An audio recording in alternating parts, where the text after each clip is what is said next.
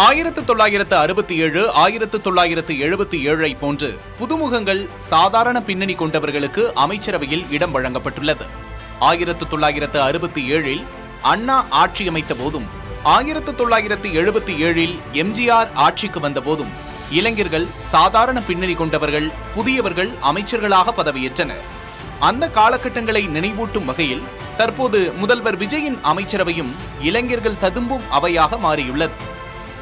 கமலி என்னும் நான் குறிப்பாக இளம் வயது அமைச்சர் என்ற பெருமையை அவிநாசி தொகுதி எம்எல்ஏவான 28 வயது கமலி பெற்றுள்ளார்.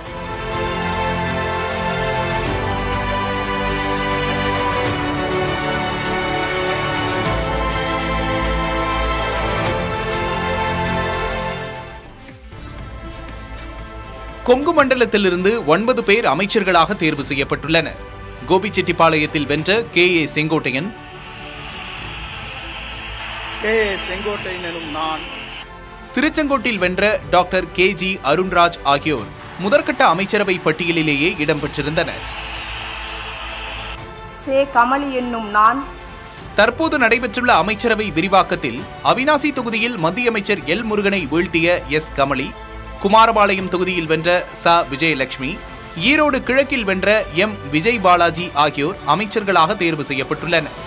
மேலும் ராசிபுரம் தொகுதியில் வெற்றி பெற்ற லோகேஷ் தமிழ்ச்செல்வன், சேலம் தெற்கு தொகுதியில் வென்ற விஜய் பார்த்திபன், கோவை வடக்கில் வெற்றி கண்ட சம்பத்குமார் மற்றும் கிணத்துக்கடவு தொகுதியில் வென்ற கே. விக்னேஷ் ஆகியோரும் அமைச்சர்களாக தேர்வு செய்யப்பட்டுள்ளனர். விரிவாக்கம் செய்யப்பட்ட தமிழக அமைச்சரவையில் புதிதாக 23 பேர் அமைச்சர்களாக பதவியேற்றனர். அதன்படி சென்னை மக்கள் மாளிகையில் நடைபெற்ற நிகழ்ச்சியில் தாவேகாவிலிருந்து தூத்துக்குடி தொகுதியில் வென்ற ஸ்ரீநாத், அவிநாசி தொகுதி MLA Kamali, Kanchipuram MLA Ranjithkumar, Kumbakonam MLA Vinoth ஆகியோர் அமைச்சர்களாக பதவியேற்றனர். அதேபோல் திருவாடானை, கடலூர், அரக்கோணம், ராஜபாளையம் உள்ளிட்ட தொகுதிகளைச் சேர்ந்த தாவேகா எம்எல்ஏக்களும் அமைச்சர்களாக பதவியேற்றனர். தாவேகாவிலிருந்து 21 பேரும், காங்கிரஸ் சார்பாக கிள்ளியூர் தொகுதியில் வென்ற ராஜேஷ்குமார், மேலூர் தொகுதியில் வென்ற விஸ்வநாதன் ஆகியோரும் அமைச்சராகினர். தமிழக அமைச்சரவையில் புதிதாக பதவியேற்றுள்ள 23 அமைச்சர்களுக்கான துறைகள் ஒதுக்கீடு செய்யப்பட்டுள்ளன. ஸ்ரீநாத்துக்கு மீன்வளம் மற்றும் மீனவர் நலத்துறையும், கமலிக்கு கால்நடை பராமரிப்பு துறையும் ஒதுக்கப்பட்டுள்ளன. பால் மற்றும் பால்வளத்துறை அமைச்சராக விஜயலட்சுமியும், வனத்துறை அமைச்சராக ரஞ்சித்குமாரும் நியமிக்கப்பட்டுள்ளனர். வேளாண்மை மற்றும் விவசாயிகள் நலத்துறை அமைச்சராக வினோத், சுற்றுச்சூழல் மற்றும் காலநிலை மாற்றத்துறை அமைச்சராக ராஜீவ் ஆகியோர் நியமிக்கப்பட்டுள்ளனர். வீட்டு வசதி மற்றும் நகர்ப்புற வளர்ச்சித்துறை அமைச்சராக ராஜ்குமாரும், கூட்டுறவுத்துறை அமைச்சராக காந்திராஜும் நியமிக்கப்பட்டுள்ளனர். மதன் ராஜாவுக்கு சிறு குறு மற்றும் நடுத்தர தொழில்கள் துறையும், ஜெகதீஸ்வரிக்கு சமூக நலன் மற்றும் மகளிர் உரிமைத்துறையும் ஒதுக்கப்பட்டுள்ளன. சுற்றுலாத்துறை அமைச்சராக ராஜேஷ்குமார் மற்றும் கைத்தறி துணிநூல் துறை அமைச்சராக விஜய் பாலாஜி ஆகியோர் நியமிக்கப்பட்டுள்ளனர்.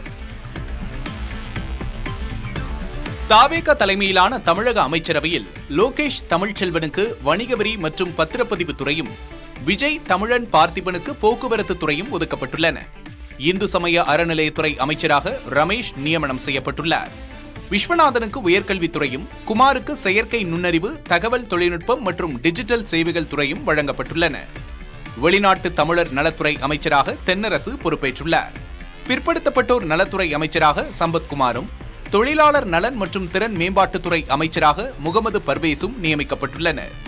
மனிதவள மேலாண்மை, முன்னாள் ராணுவத்தினர் நலத்துறை அமைச்சராக சரத்குமாரும், நிதித்துறை அமைச்சராக மரிய வில்சனும் நியமிக்கப்பட்டுள்ளனர். விக்னேஷ் மதுவிலக்கு மற்றும் ஆயத்தீர்வைத்துறை அமைச்சராக நியமிக்கப்பட்டுள்ளார்.